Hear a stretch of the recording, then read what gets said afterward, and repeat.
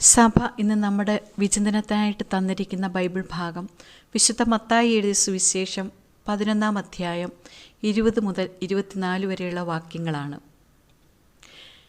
യേശു വളരെ അത്ഭുതങ്ങൾ ചെയ്ത കൊറാസീൻ, കഫർനാം, ബെത്സയിദ തുടങ്ങിയ പട്ടണങ്ങൾ മാനസാന്തരപ്പെടാത്തതിനെക്കുറിച്ചാണ് അവിടെ പരാമർശിക്കുന്നത്.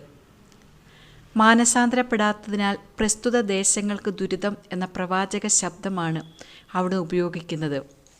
പത്രോസ്, അന്ത്രയോസ്, പീലിപ്പോസ് ഇവരുടെ പട്ടണമാണ് ബെത്സയിദ.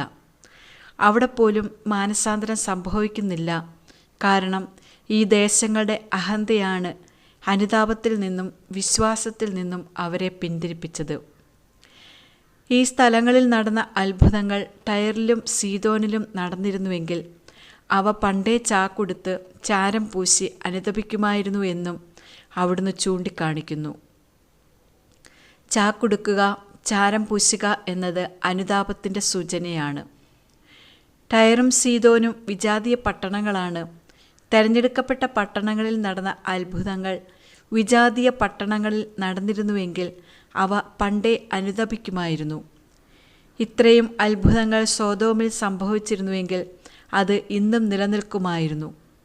വിധി ദിവസത്തിൽ സൊദോമിൻ്റെ സ്ഥിതി കൂടുതൽ സഹനീയമായിരിക്കും എന്നും അവിടുന്ന് അരുളി ചെയ്യുന്നു. നാം നമ്മുടെ കുലമഹിമയിലൊന്നും അഹങ്കരിക്കരുത്, മറിച്ച് ഹൃദയലാളിത്യമാണ് പ്രാധാന്യം. മറ്റുള്ളവരെ നമ്മേക്കാൾ വലിയവരായി കാണാൻ സാധിക്കുന്നതാണ് ദൈവത്തിൻ്റെ മുൻപിൽ ഏറ്റവും വിലപ്പെട്ടവ. ഇതാണ് യഥാർത്ഥ എളിമ. അതിനായി ദൈവസഹായം നമുക്ക് അപേക്ഷിക്കാം. നിനിവ പട്ടണത്തിൽ ഒരു അത്ഭുതവും നടന്നതായി ബൈബിളിൽ വിവരിക്കുന്നില്ല.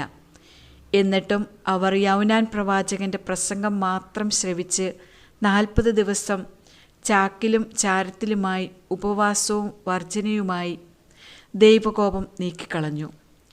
മനുഷ്യൻ തെറ്റ് ചെയ്യുക എന്നത് അവൻ്റെ സ്വാഭാവിക പ്രവണതയാണ്. കാരണം അവന് ബലഹീനമായ ശരീരം ഉള്ളതിനാൽ അതിൻ്റേതായ ബലഹീനതകളും അവനോടൊപ്പം ഉണ്ടായിരിക്കുമെന്നത് തീർച്ച. താൻ പ്രവർത്തിച്ചിരുന്ന തിന്മ മനസ്സിലാക്കി അവയിൽ നിന്നും പിന്മാറിയതിനാൽ അവൻ തീർച്ചയായും ജീവിക്കും എന്ന് ഹെസക്കിയേൽ പ്രവാചകൻ 18-ാം അധ്യായം 28-ാം വാക്യത്തിൽ പറയുന്നു. തെറ്റും ശരിയും മനസ്സിലാക്കാനുള്ള സാമാന്യ ബുദ്ധി മനുഷ്യന് സൃഷ്ടികർമ്മത്തോട് ചേർന്ന് നൽകപ്പെട്ടിട്ടുണ്ട്. അത് ഉപയോഗിച്ച് തെറ്റിൽ നിന്നും പിന്മാറി പകരം നന്മ ചെയ്യുന്നതാണ് മനുഷ്യൻ്റെ ശ്രേഷ്ഠത. അവിടെ ദൈവരാജ്യം സംജാതമാകുന്നു. കഫർനാമേ, നീ സ്വർഗം വരെ ഉയർത്തപ്പെട്ടുവെന്നോ, പാതാളം വരെ നീ താഴ്ത്തപ്പെടും. യെശയ്യാ 14-ാം അധ്യായം 13-ാം വാക്യത്തിൽ പറയുന്നു, ബാബിലോണിനെക്കുറിച്ച് ഇതുപോലെ ഞാൻ പറയുന്നു, ഞാൻ സ്വർഗത്തിലേക്ക് കയറും, ഉന്നതങ്ങളിൽ ദൈവത്തിൻ്റെ നക്ഷത്രങ്ങൾക്കുപരി എൻ്റെ സിംഹാസനം ഞാൻ സ്ഥാപിക്കും. ഞാൻ അത്യുന്നതനെ പോലെയാകും. എന്നാൽ നീ പാതാളത്തിൻ്റെ അഗാധ ഗർത്തത്തിലേക്ക് തള്ളിയിടപ്പെട്ടിരിക്കുന്നു. നാമും ചിലപ്പോഴെങ്കിലും നമ്മെക്കുറിച്ച് വൻപ് പറയാറില്ലേ? ഇനിയും പറയുന്നില്ലെങ്കിലും ഇപ്രകാരമൊക്കെ ചിന്തിക്കാറില്ലേ? നാം ചെയ്ത മഹത് കാര്യങ്ങൾ വിവരിക്കാറില്ലേ? മനുഷ്യനെ എപ്പോഴും നിയന്ത്രിക്കുന്നത് ചിന്തയാണ്. നാം എന്ത് ചിന്തിക്കുന്നുവോ അതനുസരിച്ച് സംസാരിക്കും, പ്രവർത്തിക്കും. അതിനാൽ ചിന്തയെ നിയന്ത്രിക്കുക. അപ്പോൾ കാഴ്ചപ്പാടിൽ മാറ്റമുണ്ടാകും.